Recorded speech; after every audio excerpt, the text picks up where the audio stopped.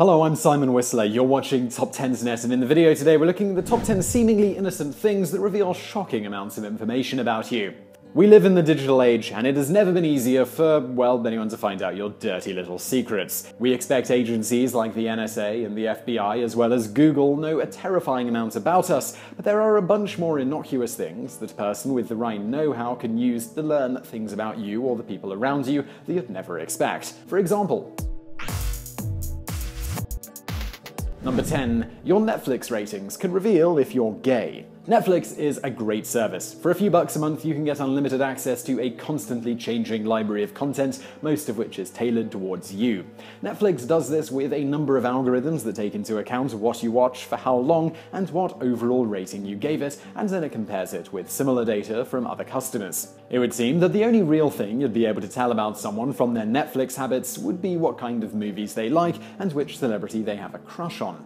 However, by simply cross-referencing the data that Netflix has with other sources for information, such as reviews on IMDb, it is shockingly easy to discern someone's actual identity from a list of movies they liked. It is then possible to extrapolate from this data and determine someone's sexuality, political affiliations, and where they live. As unlikely as this sounds, a team of researchers in 2009, taking part in a competition with Netflix to improve their algorithms, were able to learn all of this and more about a bunch of customers. One of these customers later sued Netflix because the data, which was apparently completely anonymous, revealed that she was gay, something that she hadn't even told her family, and she was worried it could be used to out her before she personally felt comfortable doing so.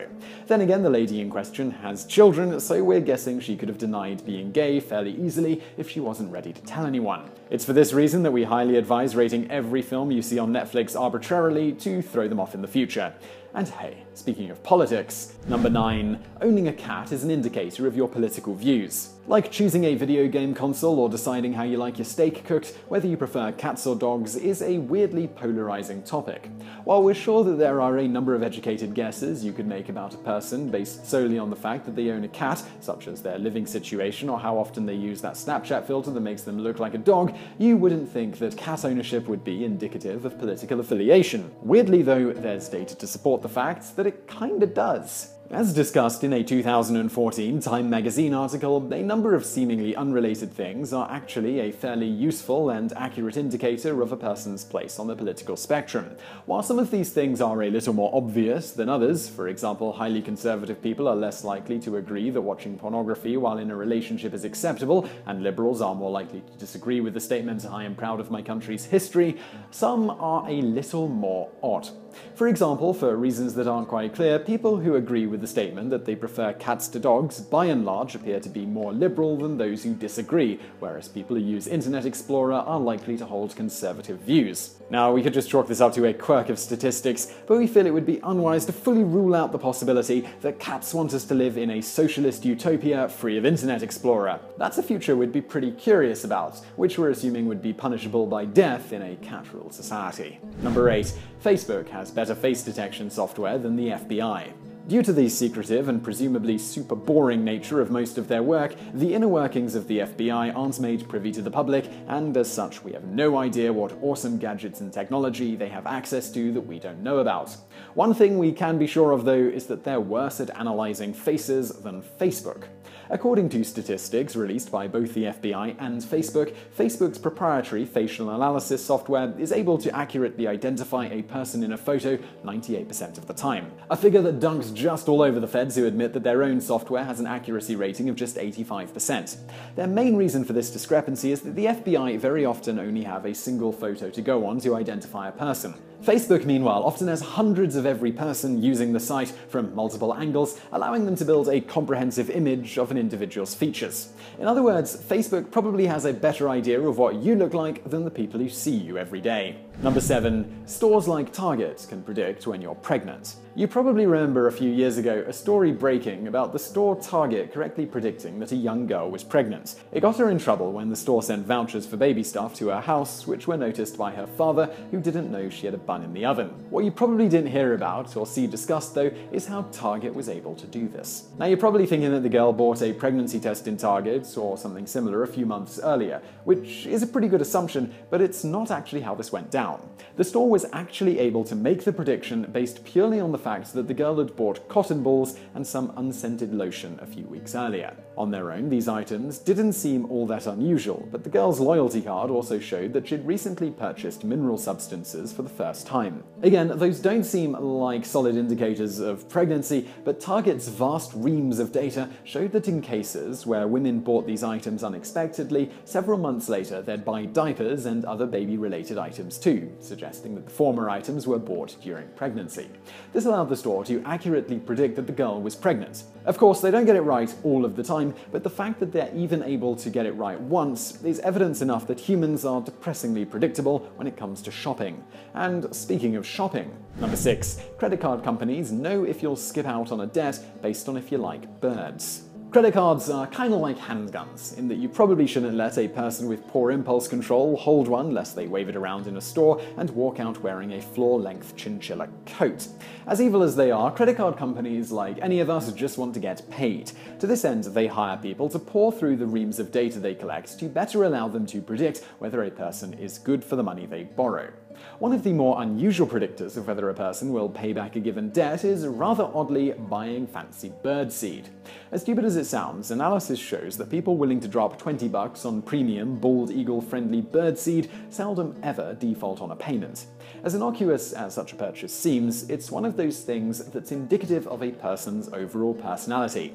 Think of it like littering or being rude to waiters. It's a small, almost trivial thing, but the kind of person who does it likely acts like an entitled douche in other aspects of their life. As summed up by author Charles Duhigg, if you buy premium wild birdseed, you're spending a lot of money on something that you're going to give away to birds you don't own. They, the credit card companies, basically figured out that the types of people who do that pay off their credit card debt on time because they feel this sense of moral obligation. Because of this, credit card companies often take into consideration purchases like this when they're deciding on how much credit to give a person.